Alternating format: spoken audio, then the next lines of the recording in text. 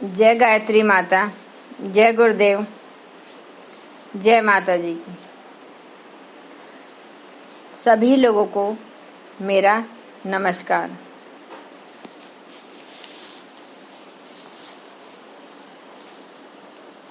पंडित श्री राम शर्मा आचार्य जी आगे लिखते हैं कि अब तक जो वैज्ञानिक खोजें हुई हैं उनमें बताया है कि हमारी आकाश गंगा में लगभग 1 खरब नक्षत्र हैं। ग्रह परिवारों से युक्त नक्षत्रों की संख्या 10 अरब है। जीवों के निवास योग्य 5 अरब नक्षत्र हैं जिनमें जीव हैं। उन ग्रहों की संख्या 2 अरब 50 करोड़ है बताई जाती है। ऐसे ग्रह जिनके प्राणी काफी समुन्नत हो चुके हैं उनकी संख्या 50 करोड़ है। जिन ग्रहों के जीव संकेत भेजना चाहते हैं और जिनके संकेत भेज रहे हैं उनकी संख्या क्रमशः 10 करोड़ और 10 लाख है। यह आंकड़े ब्रिटेन के प्रसिद्ध अंतरिक्ष शास्त्री डेसमांड बिंग हेली द्वारा विस्तृत अध्ययन, खोज और अनुमान के आधार पर प्रस्तुत किए गए हैं। कुछ ग्रह ऐसे हैं जहां जल व ऑक्सीजन की मात्रा इतनी कम है कि वहां जीवन की कल्पना ही नहीं की जा सकती। चंद्रमा का धरातल दिन में इतना गर्म रहता है कि धातुएं पिघल जाएं।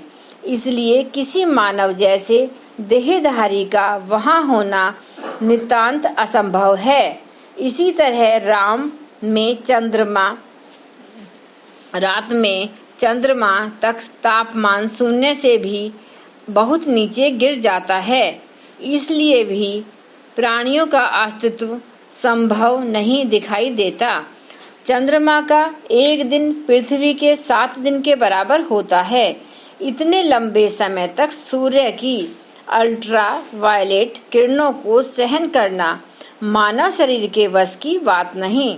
शुक्र ग्रह की स्थिति भी ऐसी ही है कि जहां जीवन की संभावना नहीं हो सकती, किंतु कुछ ऐसे कारण और परिस्थितियां भी हैं जिनसे सौरमंडल के कुछ ग्रहों में जीवन होने का स्पष्ट प्रमाण मिल जाता है। यह हम सब जानते हैं कि पदार्थ समान परिस्थिति के अणुओं से मिलकर बनता है।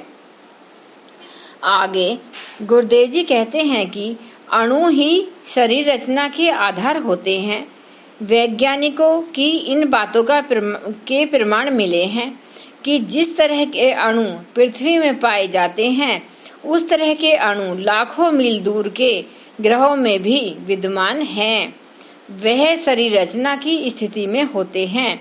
अलबत्ता चेतनता उन ग्रहों में पहुंचकर उन अणुओं से बने शरीर के कारण ज्ञान, आत्मसुख, संतोष, शांति आदि की परिस्थितियां पृथक अनुभव कर सकती हैं।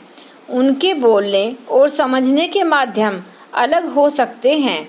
शरीर की आकृति भी भिन्न हो सकती है, चूंकि प्राकृतिक नियम और रासायनिक तत्व ब्रह्मांड के सभी ग्रहों पर अपरिवर्तित रहते हैं। इसलिए वैज्ञानिकों को यह भी आशा है कि रासायनिक तत्वों के मिश्रण से जैसी चेतनता तथा प्रतिक्रिया पृथ्वी पर अनुभव होती है वैसी कल्पना से परे दूरियों पर बसे अगणित ग्रहों पर भी अवश्य होगी। बस आज के लिए इतना ही। सभी को धन्यवाद। सभी लोग आगे सुनने के लिए गुरुदेव की यह पुस्तक आगे सुनने के लिए लगातार हमारे साथ रहिए। आज के लिए बस इतना ही है। अब हम एक बार गायत्री मंत्र का उच्चारण करते हैं। ओम भूर्भुवः सुवः तत्सवितुर्वरेण्यं भर्गो देवस्य धीमहि धियो यो न प्रचोदयात्। जय गुरुदेव।